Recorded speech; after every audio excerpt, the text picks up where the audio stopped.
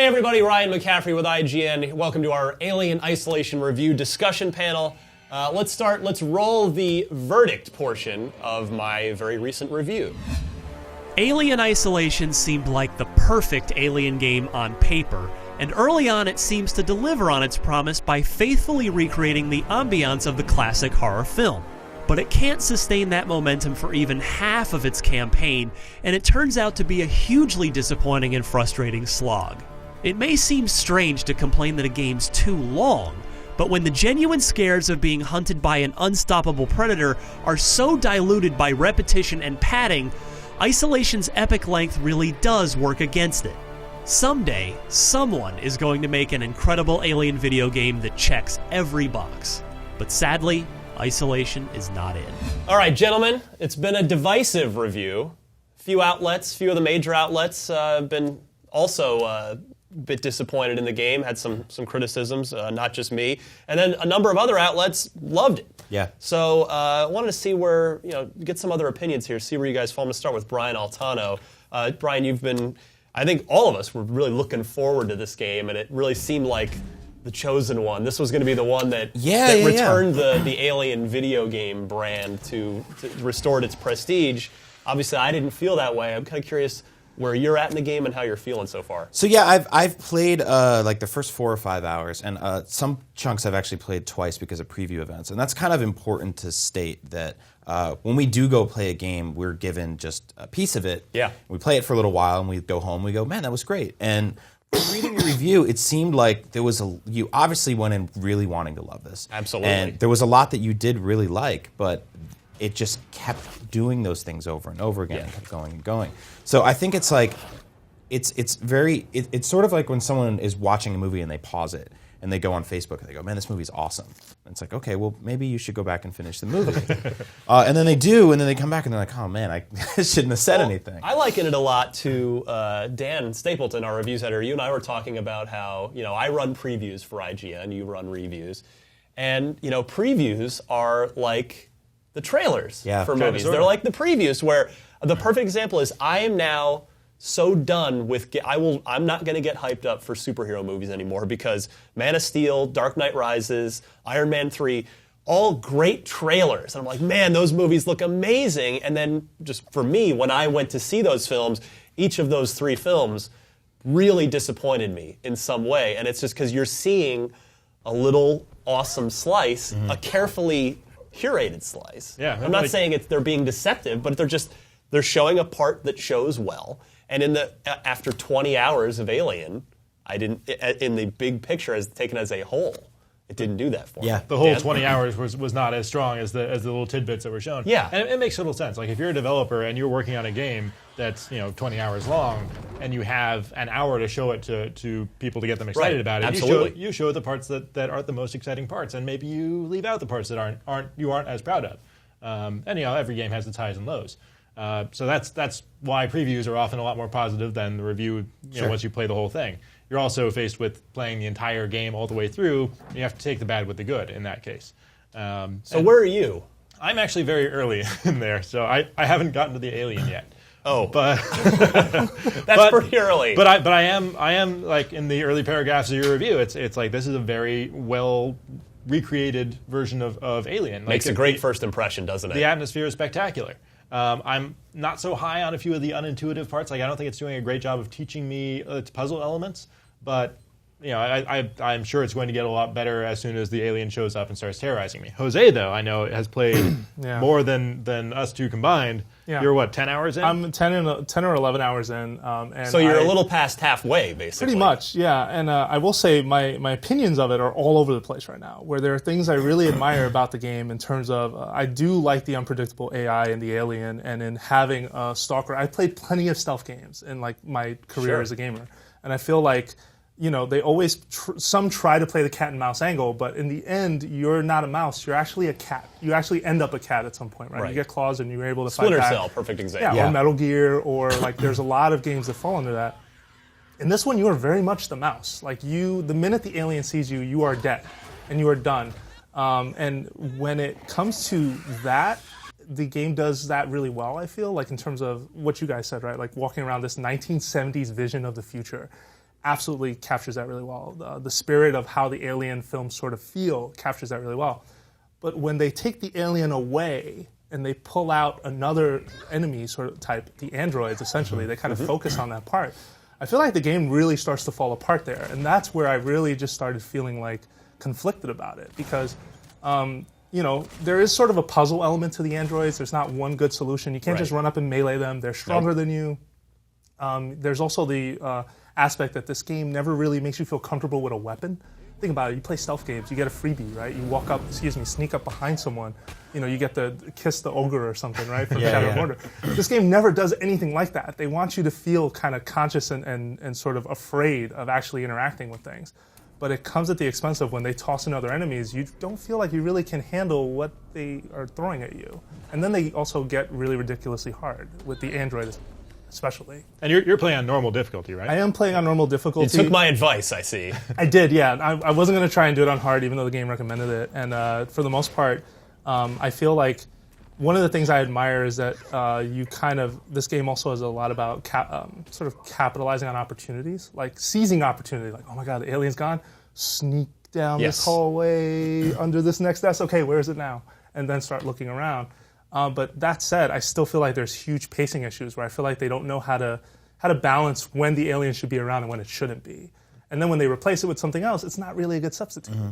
And I've watched both of you guys go through this kind of up and down sensation with this game, where it's like, oh, this is really good stealth, and then I'm getting to this really frustrating part. Yeah. And it seems like you can almost recommend this game if you're only planning to play like the first 6 hours. I tweeted that exact thing actually. I'm almost done. Yeah. I mean, it's for the first 5 or 6 hours till there's sort of somewhat of a climactic point that you've already passed. Yeah. If you stop at that climactic point and treat that as the end of the game, you'll walk away pretty happy. Yeah. I mean, a big part of my criticism with this game, which I think just a lot of people haven't really been able to understand yet, just because they haven't played all the way through the game or even necessarily played the game at all, is that it just the goalposts get moved back so many times. It's okay, we're gonna get off the ship now. All right, we're heading for the home stretch, and whoop, there's the rug. We just yanked it out from under you. No, we're not. And it just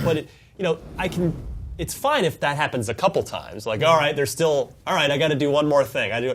But it goes on and on for hours. Even right up until the end, there's one more. No.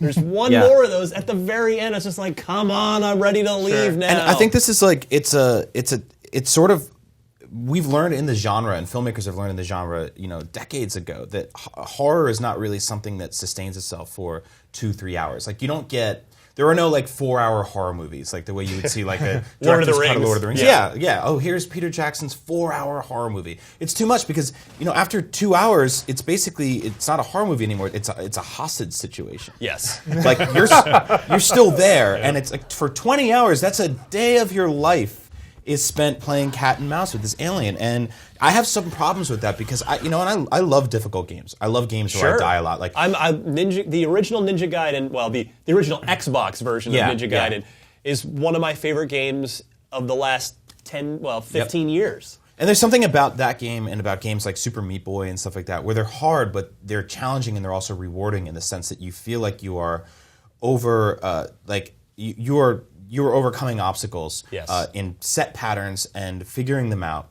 And I feel like Alien has some of that, but it also has that random element of just like, now in Super Meat Boy, if I go from here to here, I memorize all the platforms and all the traps and I get through and I know what to do. Sure. When I play Splinter Cell, I know that the walking patterns of a guard is going to go a specific way, and I know how I'm going to take him out to get me to the next place, In Alien, I do all of those things, and then suddenly a tail pops from this alien. So I will say this. That's something that you said in your review, is that the unpredictability of the alien is both a strength and a weakness. It's a plus and a minus. Which is you're a big fan of the old Thief games, I know. Huge. Mm-hmm. And like those games are classic stealth, hardcore stealth. And the reason they work is because they're predictable. Like the guards are predictable. If I do this, they're going to react in this way.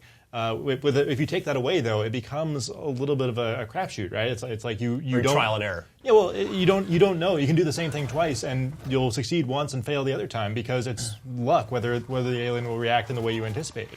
And that does add to tension. It makes it very scary. Sure. It does, yeah. But it's also supremely frustrating if you can't predict how particularly when the save points are all. I'm not advocating that this game should have had checkpoint saves, but I like that you are sort of battling from one save point to the next. But when I genuinely had times where there's actually one time where I was at the save terminal and whoosh, dead. And then I had to back up about 30 minutes. So I will say this, though. In your example with harder games, I will say that the difference between Alien and those games, though, is that Alien is exhausting to play because of the amount of stress that you feel. Right. And the duress it's intentionally that you feel stressful. as a player. And I feel that the limitations and the way it's presented, that's a factor that I think should have been considered in its length. Because I feel like part of overstaying that welcome is probably compounded in a game when progress doesn't really happen at the same interval of time, because it really depends on where's the alien right now. Is the alien in play? Is he around the corner? And they're even weird as far as like the phones and the save system go, where at certain points early on in the game, especially when the alien's around, I feel like I'd only see 1 or 2 phones maybe. And I'm at a point in the game where I'm running into phones every couple of minutes. And I'm like, okay, it just felt really odd to me, because I felt like, if anything, they should have leaned on phones in the earlier part. But I'm not entirely sure why that ended up that way. And I will say, though, that I find the alien is the most fascinating part of that game, because I honestly do like everything that it's throwing at me, its unpredictability and sort of the wild stories that come from that. Like, I had an instance where there were humans, and I threw out a noisemaker because I'm like, I'll just stick the alien on them. This will be fine. It took out all the humans, and then that became my problem. Now the alien is in play. He's on the floor looking for me, and it's a tight corridor. Eventually, it saw me through the grate of event, ran underneath, took me out, and I was like, oh, God. So second time through, decided not to throw the noisemaker, snuck by those humans. Alien never showed up at all. Yeah, and it played completely differently to me. And what compounds the drawn-out game, too, as we wrap up here, is, as you guys haven't seen yet, and I can't wait till people start finishing this game, when you finally make it to the end, the ending is not good. It is not a good payoff. Yeah. I'm very curious to see people's reactions to the end of the game. So that is a big double-edged sword with game reviews, because like we expect a reviewer to finish a game in its entirety. You wouldn't review a movie after walking out 2/3 of the way through. Right. Yeah. So we expect a reviewer to finish a game, and if the ending is bad, that leaves you with kind of a bad taste in your mouth. Kind of poisons the whole experience. I mean, a lot of games are good enough, like the original BioShock, for example, was good enough that it's like, okay, that ending was not great, but the entire thing was great leading up to that. Yeah. But this one was such an up and down thing that it left you in a position where you didn't want to really recommend it. Yeah. And just one more thing, you did play a chunk of it on normal as well, right? Absolutely. Yeah. I noticed like a lot of people said, oh, you shouldn't have played it on hard. That made it no fun. But you did play it on normal, and you were telling me that you didn't think that was going to influence your score at all. No. Yeah. No, it doesn't. It'll make your life a little easier, but it doesn't change my criticisms of the game. Right. A lot needs to be said of the ending and having a satisfying ending at the end of any experience, right? And when you look at the Alien movies, even the endings themselves, they're always so nebulous or strange, or there's not entirely an outcome that feels like it was worth it. But when you're talking about a video game where you had someone run this gauntlet up until the end, I kind of wonder how I'm going to feel at the end, because it sounds like it was super unsatisfying.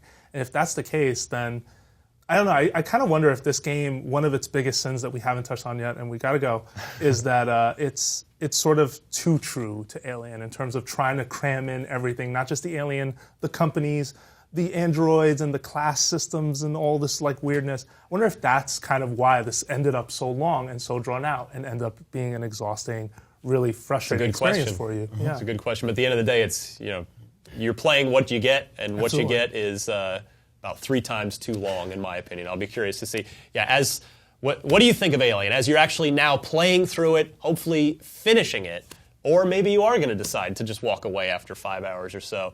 Let us know in the comments below. I want to thank Brian Altano, Dan Stapleton, and Jose Otero for this Alien Isolation review discussion, and for more on all the biggest fall reviews, 'tis the season right here on IGN.